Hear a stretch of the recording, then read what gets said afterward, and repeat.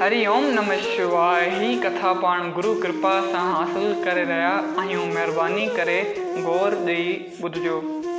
सारो संसार हिकु परमात्मा पैदा कयो आहे ऐं हर चीज़ जो मालिक उहो ई आहे।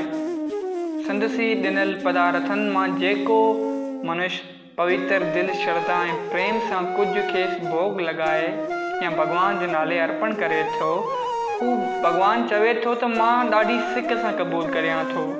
खणी हू ॾिनल पदार्थ रुॻो गुल, फुल, मेवो या जली न हुजे। असीं संदसि ॾिनल भोगन पदार्थनि मां खणी केतिरो बि खेसि भॻवान खे अर्पण करियूं या संदसि नाले ते दान पुञ करियूं, त बि इहो सभु सचमुच त पत्थर ऐं फल जे बराबरि ई आहे।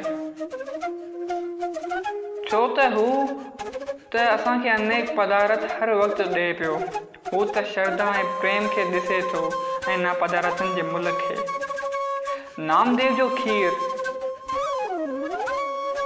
धने ॼट जो ॾोढो ऐं छाछ, शबरी जा झूठा ॿेर, कर्माबाई जी खिचड़ी, सभु प्रेम ऐं सिक सां हुन अंगीकार कया। छो त हिननि श्रद्धा ऐं भक्ति सां खेसि भोग लॻाया हुआ।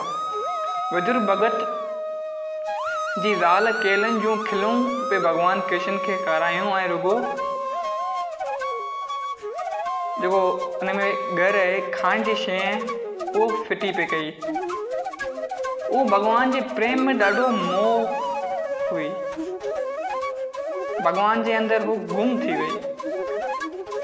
जो भॻवानु संदसि घर में आयो हो, भॻवान खे उन्हनि खिलनि मां एॾो त रस पे आयो जो जॾहिं विदुर घर में आयो ऐं ज़ाल खे इहो उबतो कमु कंदे ॾिसी, पाण भॻवान खे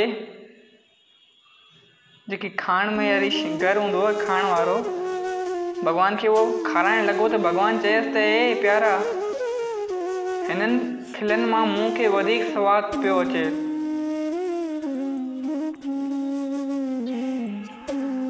भॻवानु साफ़ थो चए त असीं कहिड़ो बि सादो पदार्थ प्रेम ऐं श्रद्धा सां भॻवान खे भोग लॻाइण जे लाइ अर्पण करियूं त इहो बि ॾाढी ख़ुशी सां क़बूल थो करे। भॻवान जे अनेक पदार्थनि असांखे ॾिना आहिनि, उहे असीं पंहिंजे लाइ सम्झी पिया था खाऊं, पीयूं ऐं आनंद माणियूं ऐं कुझु बि परोपकार, दान, पुण्य ऐं ॿियनि जी शेवा मदद में नथा लॻायूं। जेके पदार्थ अपसवारत भले था ख़र्च करियूं, से त सभु अजाया था वञनि ऐं तिर जेतिरो बि असांजो परलोक कोन था सुधारीनि। ईश्वर जे ॾिनल धन दौलत मां कुझु हिन जे निमित ॾियणु असां ही जे लाइ फ़ाइदेमंद आहे, सुखदाई थिए थो ऐं परलोक जो करंसी, परलोक जे लाइ पैसा बि माना मिल्कियत बि बणिजे थी। सुदामू ग़रीब हो, गृहस्थ जे जंजाल में फाथल हो, पर स्वभाव अनुसार कामना ऋतु हो। कृष्ण भॻवान जी स्वभाव में हो ऐं को भगत वञी कामना करे, इच्छा करे, नामुमकिन आहे। कामना ऋतु हो, लेकिन ज़ाल जी घणी ज़ोर भरण ते धन पदार्थ जी कामना रखी कृष्ण भॻवान ॾे द्वारका वञण लाइ संभरियो। ख़्यालु आयुसि त कुझु भेट खणी वञा ऐं हथनि ख़ाली न वञणु घुरिजे। थोरो चांवरनि जो ॾारो संदसि स्त्री पाड़े जे कंहिं घर मां वठी खेसि हिकु पुराणी कपिड़े में ॿधी ॾिनो जो हू खणी वियो। मन में ॾाढो शर्मिंदो थींदो पे वियो त छा वञी भॻवान खे चवंदसि त मूं वटि खाइण लाइ कुझु कोन आहे।